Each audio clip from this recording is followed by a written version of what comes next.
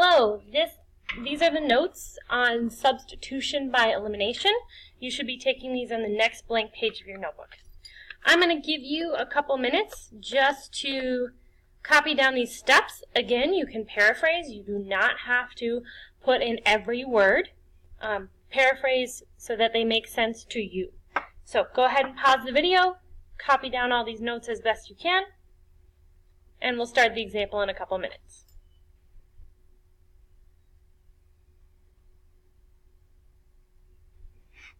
Okay, so let's look at this first example.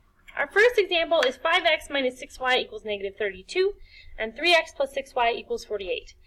These are both in standard form. So if you think about graphing them, you'd have to use the cover-up method to find both of the intercepts for both equations, graph them, then find the intersection point. That's a lot of work. If you think about substitution, I'd have to solve one of these for y or for x, and then plug them in and do all that stuff again. Elimination makes this whole process way easier with standard form. Okay? Elimination is a process you're going to want to use mostly with standard form. So let me tell you what I see. In this equation, I see negative 6y, and in this equation I see plus 6y. I know that those are inverses, so if I add them together, they're going to get 0. They're going to cancel out. So this is a good equation for elimination. Let me show you what I mean by that. If I write 3x plus 6y equals 48 under this other equation, I can add them together, just like we do 22 plus 48, right? And I'm going to just add all the like terms. So 5x plus 3x gives me 8x, negative 6y plus 6y gives me 0, and then negative 32 plus 48, well that gives me 16. Oh, negative 16. Excuse me. Nope, positive 16. I lied. 48 is bigger and it's positive, so that means it's positive. So now, you know what I noticed? My y disappeared. Whoa. So now this is 8x equals 16, and you know what? That's really easy to solve for x. So I can divide both sides by 8, and that gives me x equals 2. Wow. So the first part of my ordered pair is 2. That was pretty easy. Now I'm going to use one of these equations to plug 2 back in and solve for y. So 3x plus 6y equals 48. But again, I know x equals 2. So 3 times 2 plus 6y equals 48. 3 times 2 is 6. And now I can solve that for y because there's only one variable. Subtract 6. That gives me 6y equals 42. Divide both sides by 6. That gives me y equals 7. Oh. So now I have both my x and my y. I'm going to walk you through that problem one more time. Okay? If I add these two equations, 5x plus 3x gives me 8x. Negative 6y plus 6y, that gives me 0. Those cancel out. Negative 32 plus 48 gives me positive 16. Then I know that 8x plus 0, well, that's just 8x. I want to solve for x, so I divide both sides by 8, and I get x equals 2. But I also want to find y. So I took this equation, and instead of x, I put in 2. Then I had 3 times 2 plus 6y equals 48, and I only have one variable again. So I'm going to solve that. 3 times 2 is 6. Subtract 6 from both sides to get y by itself, and then divide by 6. And I got y equals 7. Let's see that one more time, but this one's a little different. Notice that I have 2y and 2y. Well, if I add those together, they're going to give me 4y, right? 2y plus 2y gives me 4y. But if I subtract them, 2y minus 2y gives me 0. So why not just subtract these equations? Okay, so 5x plus 2y equals 16, and I'm just subtracting that whole thing.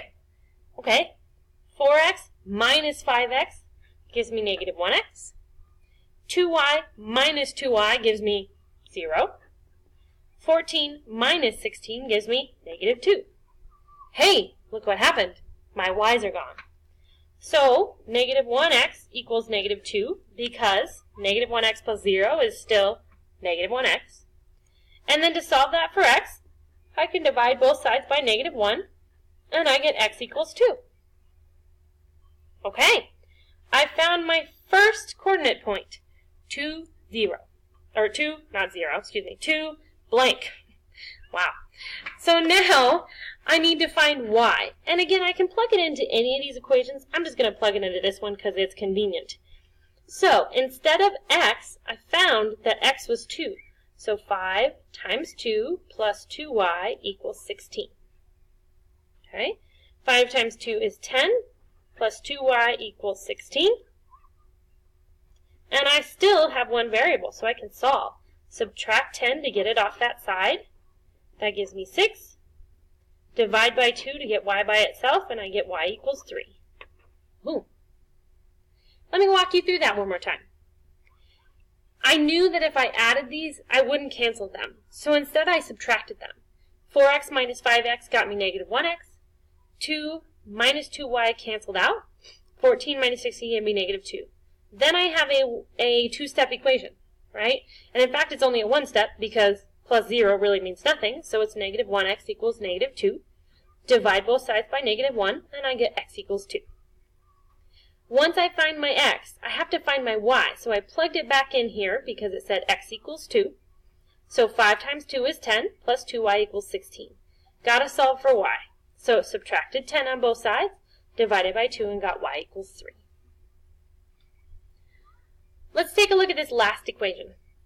This one, let's decide whether we need to add or subtract. I see 3x and 4x, that won't do anything, but negative 2y and plus 2y. You know what, if I add those will cancel out. Negative 2y plus 2y gives me 0. If I subtract it this time, negative 2y minus 2y, that gives me negative 4y. That doesn't give me what I want, right? So I really want to add them this time. So 4x plus 2y equals 14, and I'm just adding across. 3x plus 4x gives me 7x. Negative 2y plus 2y, well, plus 0, that's gone. 0 plus 14, 14. I can simplify this. 7x plus 0 is just 7x. Divide both sides by 7. That gives me x equals 2. Okay, we have x, so I know it's going to be 2 something. Okay, so I'm going to plug it into this one. So 4, but I know x equals 2. So 4 times 2 plus 2y equals 14. Okay, then I can simplify. 4 times 2 is 8 plus 2y equals 14. Subtract 8 from both sides. That gives me 2y equals 6. Divide by 2. That gives me y equals 3. Oh, that's interesting. These both turned out to be the same thing. Wow. All right, if you have more questions, feel free to ask a partner. Feel free to ask the teacher if they're comfortable answering them. Otherwise, I can answer your questions tomorrow when I return. Bye.